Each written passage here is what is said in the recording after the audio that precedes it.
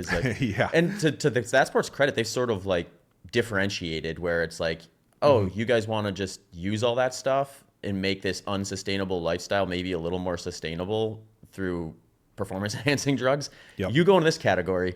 Yep. You want to try to do it natural? I'm Great. all for Here's- just the separate leagues Yeah. and just announcing, like, Right, let's just- be truthful about Yeah, it. just put you in the right category, then we don't have to worry about it. And it's like, other sports haven't really done that. There's kind of like, Yep. there's this facade of, Imagine 2 baseball leagues. right, exactly, yeah. A natural baseball league. Or and like, then- yeah, and cycling's probably the best example of this because it's like, it was, well, at least the most notable where it was like everyone kind of like, there's this trajectory of thinking like, oh, wow, these guys are like insanely, well, they were insanely talented, but they were also all like on a program. And then like, the whole Lance Armstrong stuff comes out and then we start realizing like, okay, well, these guys are all doing something. And then you start looking at it, it's like, well, why are they doing it? And you look at like the actual like ebb and flow of the Tour de France and how unhealthy and unsustainable it is to do that.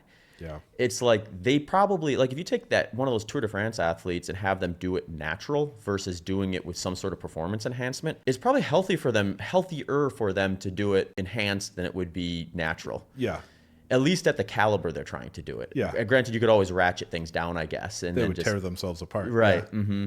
Yeah. So it's like this weird thing where we've sort of gotten to this pinnacle of sport to some degree where it's like now we've crossed the threshold of this being good for you to you're making some health sacrifices in order to be that good. Yep. And then like it gets ratcheted up with the doping and all that stuff that goes with some of it.